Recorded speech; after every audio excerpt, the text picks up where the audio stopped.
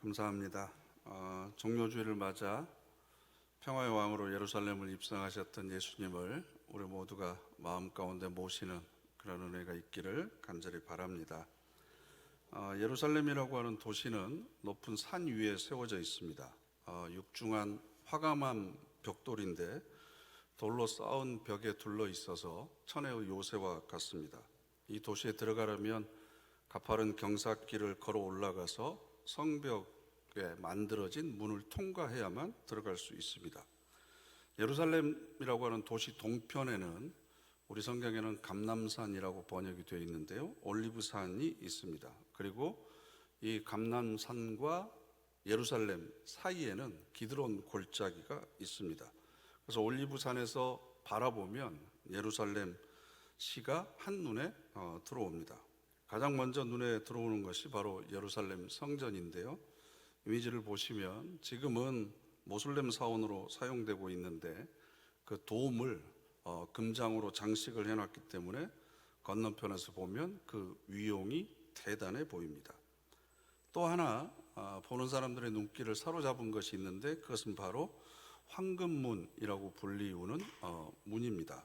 예수님 당시에는 자비의 문이다라고 이렇게 사람들이 불렀고요. 그 문을 자세히 보시면 사진에서 보는 것처럼 빈틈없이 막혀 있습니다. 모슬렘이 이스라엘을 점령했을 때 이 문을 폐쇄했고 나중에 십자군이 다시 탈환했을 때 다시 개방했습니다. 그러다가 이 문이 지금처럼 완전히 밀봉된 것은 1541년에 술레이만 대제가 이 문을 완전히 막아버렸습니다. 두 가지 이유가 있었는데요, 하나는 외세로부터 침략을 막으려는 이유였고요, 또 하나는 유대인들이 나중에 우리를 구원할 메시아가 오실 때 이 금문을 통해서 예루살렘으로 들어오실 것이다 라고 하는 그런 믿음을 가지고 있었습니다. 그래서 그것을 막아버린 거죠. 이렇게 하면 메시아에 대한 이스라엘의 믿음이 조금은 누그러질 것이라고 생각했을 겁니다. 그런데 만일 금문으로 막아놨다고 해서 그 문을 통과하지 못하신다면 그건 메시아라고도 할 수가 없는 거죠. 그런데 예수님께서 그렇게 들어오실 수밖에 없었던 것은 바로 구약성경의 예언 때문입니다. 스가랴서 9장 9절 말씀을 보면 시온에 따라 크게 기뻐할지어다, 예루살렘에 따라 즐거이 부를지어다. 보라, 내 왕이 내게 임하시나니 그는 공의로우시며 구원을 베푸시며 나귀를 타시나니 나귀의 작은 것 곧 나귀 새끼니라 라고 되어 있습니다. 나귀 새끼니라. 이 말씀을 이루시기 위해서 예수님께서는 오늘 우리가 읽은 본문을 보면 묶여있던 나귀 새끼를 풀어오라 라고 이야기를 하십니다. 예수님께서 초월적인 능력을 가지고 계셨기 때문에 어떤 장소에 새끼 나귀가 묶여 있을 것을 미리 아시고 제자들을 보냈을 것이다 라고 해석하는 분도 있고요, 아니면 미리 다른 사람을 통해서 이걸 준비시켜 놓으셨을 것이다. 네가 어찌하여 이걸 풀고 가느냐, 주께서 쓰시겠다. 이게 바로 서로가 약속된 암호가 아니었을까라고 생각하는 사람도 있습니다. 정확한 건 예수님만 아십니다. 그래서 혹시 저보다 빨리 하나님 나라 가서 예수님을 만나시거든 물어보시고 저한테 연락을 해주시면 다음부터 설교할 때 이 내용이 이렇게 된 거다, 제가 정확하게 말씀을 드리도록 그렇게 하겠습니다. 그런데 여러분, 메시아가 오시는데 새끼 나귀를 타신다. 그리스도, 메시아, 우리말로 하면 왕이죠. 왕이 오시는데 새끼 나귀를 타신다. 이게 어울린다고 여러분 생각하십니까?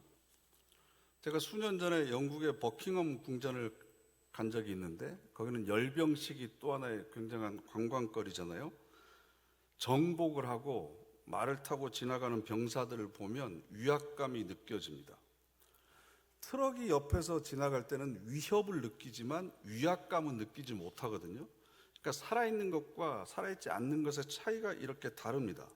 말을 타고 있는 사람에게는 압도당하는 위압감이 있습니다. 그런데 전신무장을 하고 말에 올라타 있는 장군이나 그 왕의 모습을 한번 상상을 해보십시오. 그러면 그 앞에 뭔가 무릎을 꿇어야 될 것만 같은 그런 위압감을 우리에게 주거든요. 근데 저는 이 누가복음의 본문을 볼 때마다 이런 상상을 가끔 해봅니다. 예루살렘 동쪽에 있는 근문을 통해서 예수님께서는 새끼 나귀를 타고 지금 그곳에 입성하고 계십니다. 그런데 이때가 유대인들의 절기였는데 반대편 서쪽 문에서는 빌라도의 행렬이 있습니다. 상상을 해보세요. 로마 황제로부터 유대 지역을 다스리는 총독으로 임명받았던 빌라도는 주로 지중해 해변에 있는 가이사라라고 하는 지역에 머물렀습니다. 유대 지역을 통치하는 것은 유대인들의 의회인 사내들인이나 대제사장들, 종교 지도자들에게 위탁해서 맡겨놓고 자기는 가이사라라고 하는 지역에서 향락을 즐기면서 살았습니다. 그리고 유대인들이 예루살렘에 많이 모이는 절기가 되면 예루살렘 성에 군대를 이끌고 들어가서 성의 북쪽에 있는 안토니오 성에 거기에서 머물러 있었습니다. 그런데 빌라도가 총독으로 임명된 것이 예수님이 공생애를 시작하기 바로 전인 기원 후 26년이거든요. 그리고 이 유대 땅에는 로마를 향한 수없이 많은 반란이 일어났습니다. 그리고 그 반란을 빌라도는 굉장히 잔혹하게 진압했습니다. 그래서 모든 이스라엘 백성들은 그 잔인함에 벌벌 떨고 있었습니다. 그래서 로마 사람들이 자기에게 반란을 꿈꿨던 사람들을 처형하기 위해서 개발했던 도구가 바로 십자가입니다. 십자가는 반란을 꿈꾸는 정치범들을 처형하기 위한 도구입니다. 예수님 양쪽에 달려 있었던 강도는 사실은 우리가 생각하는 강력범이 아닙니다. 이스라엘의 해방을 위해서 무장했던 사람들입니다. 예수님도 그 십자가의 위에 자칭 유대인의 왕이라고 쓰여져 있었잖아요. 로마의 황제를 인정하지 않고 자기를 스스로 왕이라고 주장했던 정치범입니다. 그렇게 극악무도한 사형 방법을 개발해서 로마 사람들은 반란의 싹을 잘라버리려고 했습니다. 그렇기 때문에 빌라도는 유대인들의 절기에 따라서 예루살렘 성에 입성할 때마다 의도적으로 위세를 드러냅니다. 거대한 전차에 타고 있었고 그 전차 뒤로는 말을 탄 기마병들이 뒤를 따랐고 전신무장한 보병들이 뒤따라옵니다. 화려한 깃발들이 허공을 메우고 있었고 잘 닦은 무기들이 햇빛에 반짝반짝거립니다. 그리고 수십 명의 나팔수를 동원해서 나팔 소리가 진동하게 했습니다. 그 행렬을 보고 있는 유대인들은 자신들의 초라함을 느낄 수밖에 없었고 도저히 저항할 수 없는 거대한 벽과 같은 것을 경험할 수밖에 없었습니다. 의도적으로 그렇게 한 거죠. 혹시나 있을지 모르는 소요나 반란을 억제하기 위해서였습니다. 이게 바로 로마가 지향하는 팍스 로마나입니다. 로마의 힘이 진정한 평화를 가져다 줄 수 있고 이 로마의 힘만이 영원하다. 그러면서 잔인하게 그 힘으로 모든 반란들을 잠재웠습니다. 예수님과 동시대를 배경으로 해서 만든 영화가 있습니다. 바로 벤허라고 하는 영화인데 여러분들 다 보셨을 겁니다. 이 영화를 보면 유다 베너라고 하는 주인공이 나오는데 다 말씀드릴 수는 없고요. 모함 때문에 노예로 하루아침에 그 신세가 전락합니다. 노예가 돼서 전함, 즉 전투하는 그 배의 지하에서 노를 젓는 노예가 되죠. 보신 거 맞으시죠? 노를 젓는 노예들을 도망가지 못하도록 발에 쇠사슬을 이렇게 묶어 놓는데 하필 자기가 탄 베너가 탄 배가 아리우스라고 하는 총사령관의 배였습니다. 전쟁이 일어나기 전에 사령관이 이렇게 시찰을 하다가 베너를 보고 눈빛이 범상치 않아서 이놈은 쇠사슬을 풀어줘라 라고 이야기를 합니다. 그리고 전쟁이 시작되는데 사령관의 배가 파손이 됩니다. 다행히 쇠사슬이 풀려있던 베너가 다른 노예들의 쇠사슬을 풀어줘서 생명을 구할 뿐만 아니라 이 총사령관의 목숨을 구합니다. 그래서 그것에 너무 감동이 되고 자기를 살려준 은혜가 고마워서 자기의 양아들로 삼습니다. 그래서 그 가문의 문양이 새겨져 있는 금반지를 선물로 주잖아요. 줍니다. 아무튼 그래서 나중에 다시 돌아와서 자기를 그렇게 모함에 빠뜨렸던 메살라를 만나서 나무판에다가 이렇게 꽉 찍어가지고 보여주잖아요. 내가 이런 신분이 돼서 돌아왔다. 그런데 로마에서 전쟁에서 사령관의 배는 파손됐지만 다행히 그 전쟁은 크게 이깁니다. 그러면 로마에서는 개선식을 해주는데요. 아무나 개선식을 해주는 것이 아니고 적어도 상대방의 병력이 몇만 이상이어야 되고 포로는 몇 명 이상 잡아와야만 개선식을 해줍니다. 그 로마에서 했던 개선식의 장면을 배너 영화의 동영상을 잠깐 우리가 이 시간 함께 보도록 하겠습니다.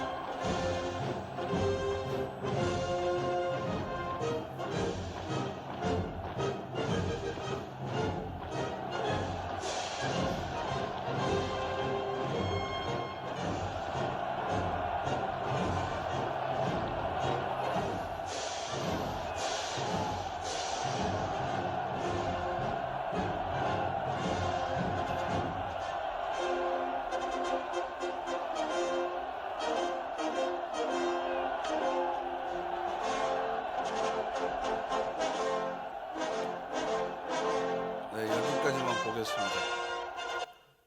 네, 나머지는 집에 가서 보시고요.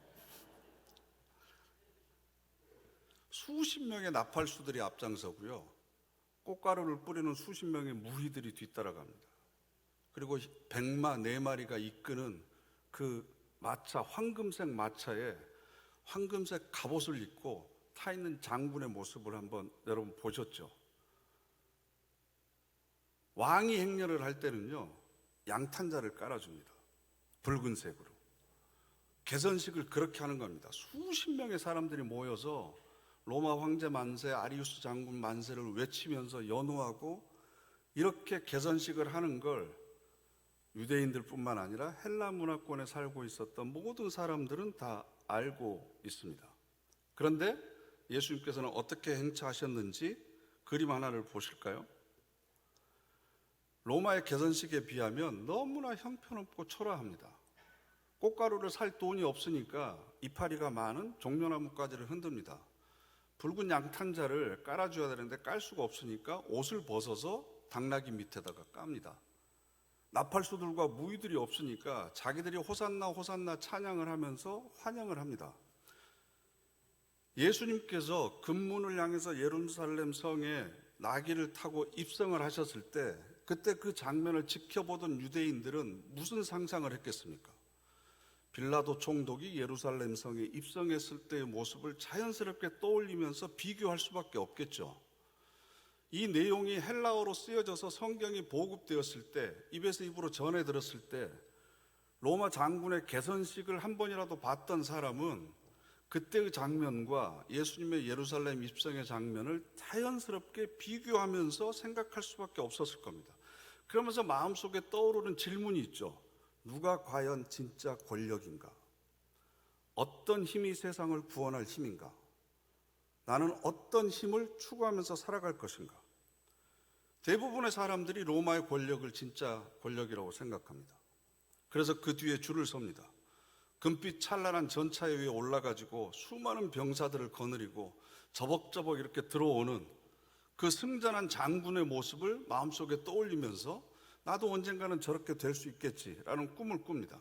그런데 그것에 반해서 새끼 나귀는 제대로 올라타지도 못하고 아마 걸터 앉았을 겁니다. 뒤뚱뒤뚱 걸어 들어오는 예수님의 모습을 한번 봐보세요. 이건 행위예술에 가깝습니다. 그럼에도 불구하고 유대인들이 그렇게 환호했던 이유가 뭔 줄 아세요? 역사적인 기억 때문입니다. 수백 년 전에 우리 조상들이 이집트에서 탈출할 때 이집트의 기병과 보병과 그 많은 전차들을 하나님께서 한꺼번에 홍해에 수장시켜 버리셨잖아요. 만약 저분이 진짜로 메시아고 하나님의 아들이면 그 많은 로마의 군병들과 전차와 보병들도 한꺼번에 다 해쳐 버리실 거다.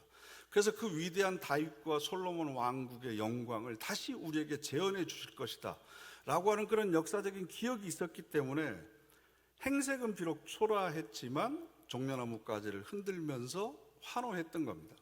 그런데 재미있는 건요, 예수님께서는 예루살렘 성에 입성하신 후에 기적을 끊어버리셨습니다. 몇몇 병자들을 고쳤다는 기록이 있기는 하지만 예루살렘 입성 전에 행하셨던 행적과 비교를 해보면 거의 기적을 끊어버린 수준입니다. 유대인들이 뭘 바라고 있는 줄 알았기 때문입니다.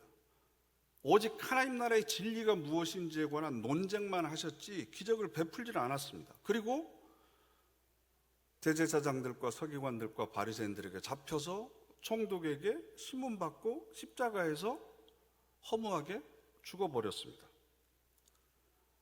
아, 로마의 힘이 진짜 힘이구나. 우리가 그 힘을 추구하면서 살아야 되겠구나.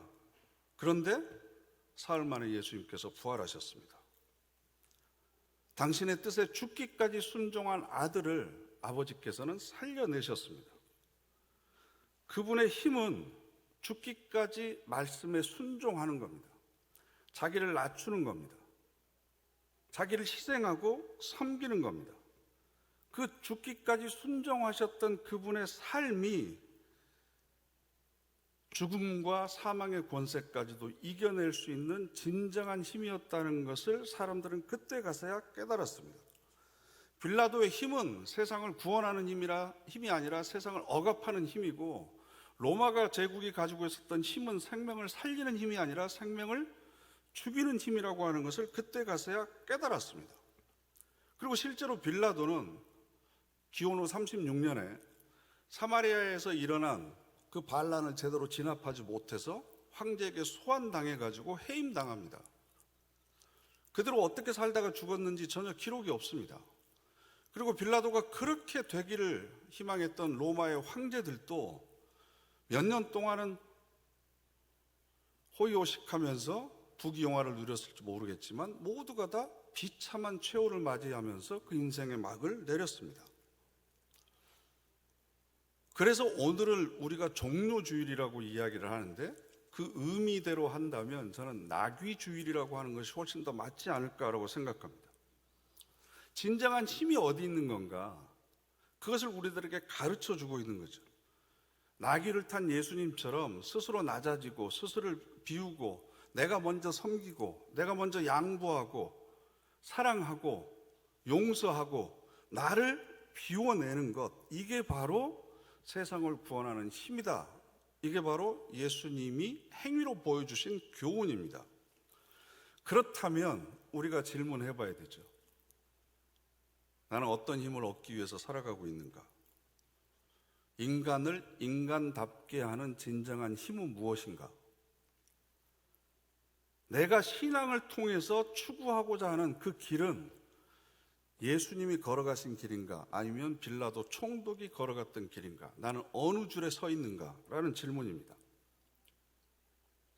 제가 지난주에 우연히 집에서 텔레비전을 보다가 이세돌 구단이 나오는 그 유퀴즈라고 하는 프로그램을 보았습니다.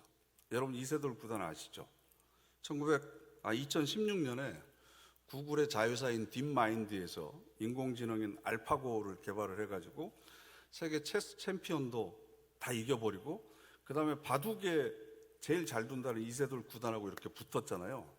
그때 장면이 생각나서 이세돌 구단이 나온 그 프로그램을 끝까지 봤는데 진행자가 이렇게 이야기를 합니다.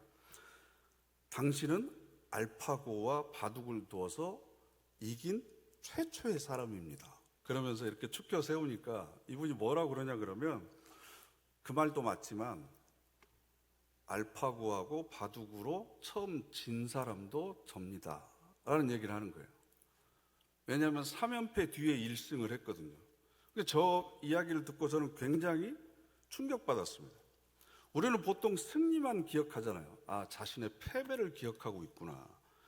그것을 통해서 뭔가 교훈을 찾으려고 하는 사람이구나. 그래서 저는 이세돌 구단의 인격에 그때 굉장히 감동이 돼서 봤더니 2년 전에 했던 방송인데 재방송하고 있더라고요.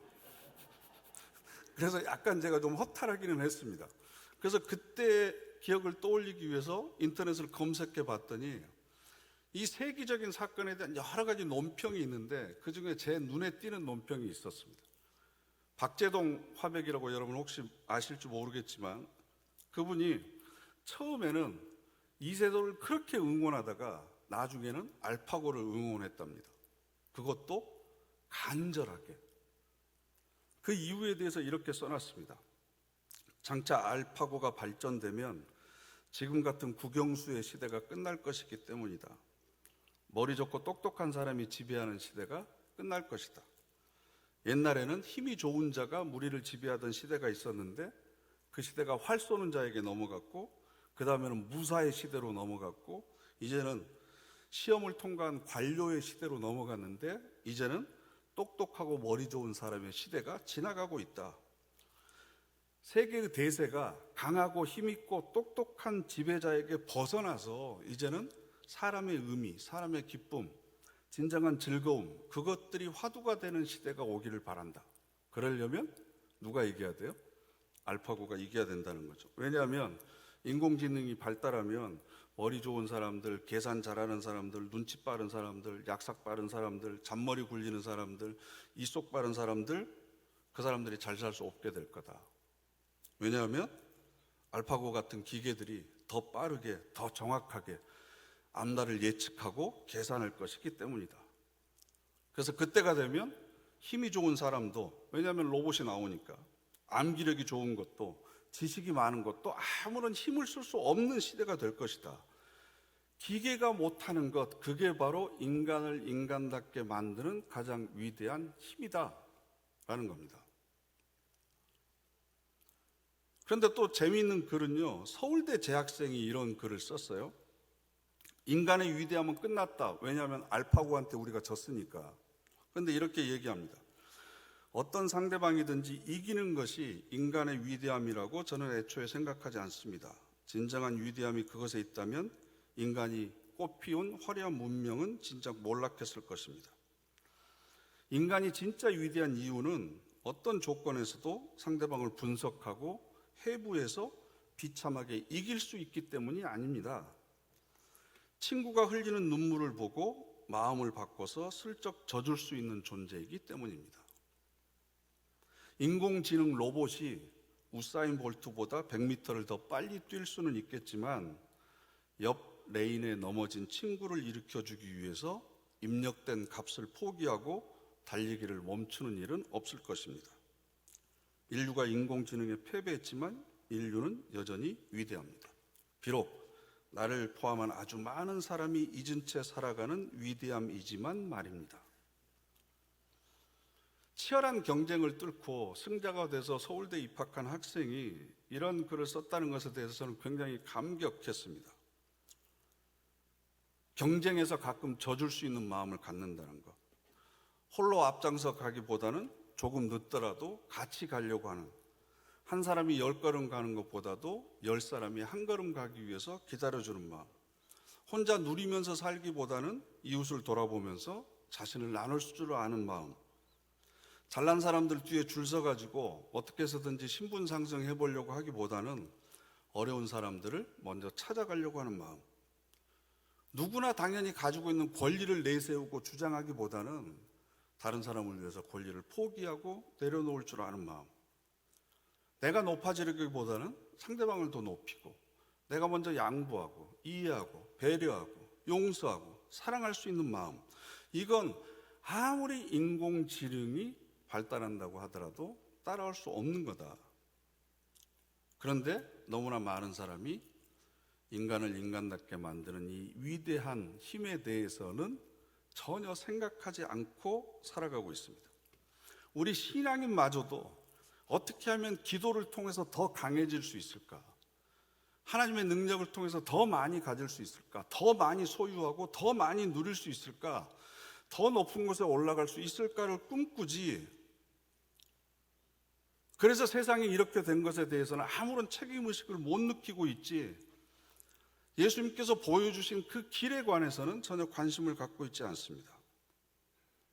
왜 나귀를 타고 들어오셨는지, 약해지는 것, 낮아지는 것, 작아지는 것, 가난해지는 것, 자기를 비우고 다른 사람을 위해서 섬기는 것, 이것이 생명을 살리는 거고, 이 힘이 바로 인간을 인간답게, 사람을 사람답게 하는 위대한 힘이라고 하는 것을 우리들에게 보여주고 계시는 거죠.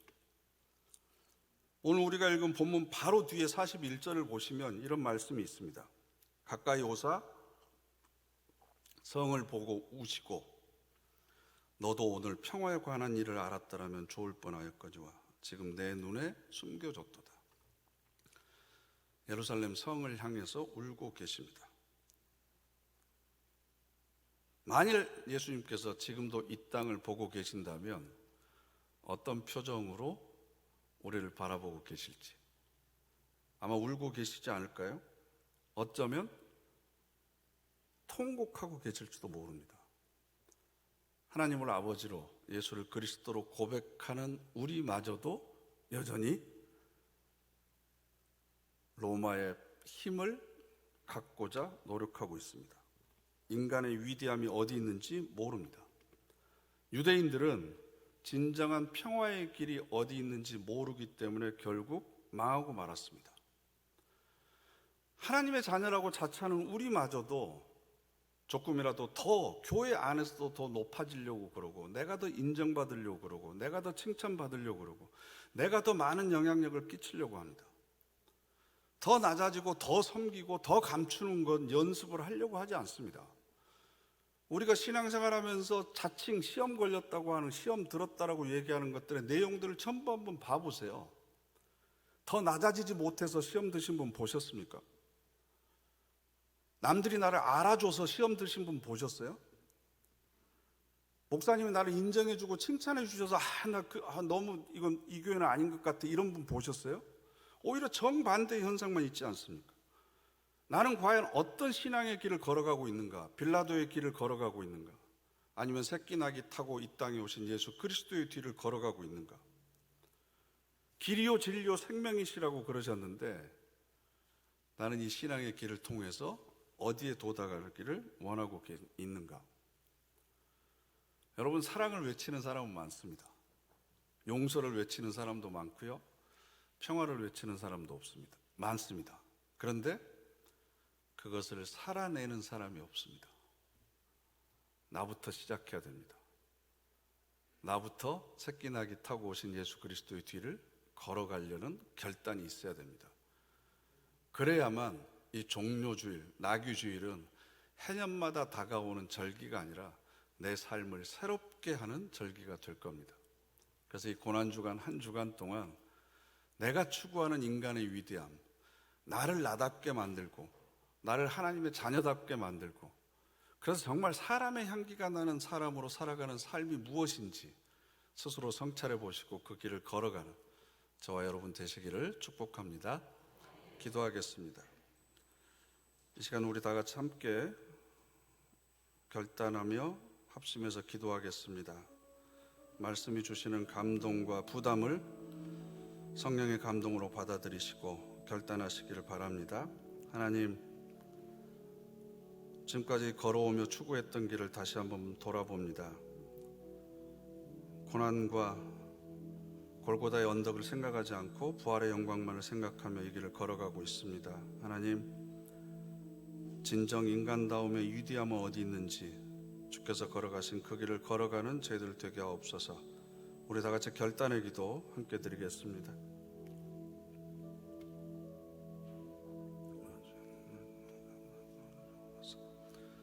부해지고 높아지고 더 많은 소유를 추구하기보다는 하나님 진정으로 세상을 살리고 생명을 이루는 길이 어디에 있음을 다시 한번 깨닫게 하시니 감사를 드립니다. 능력 주옵소서.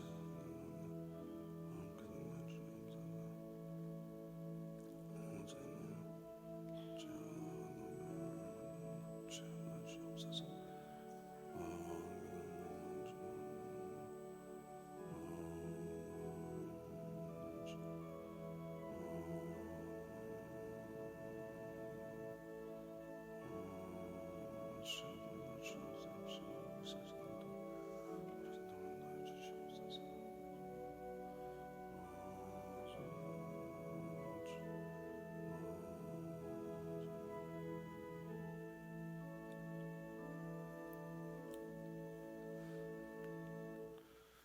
생명을 살리는, 그래서 인간을 인간답게 하는 그 길을 걸어가기를 원합니다.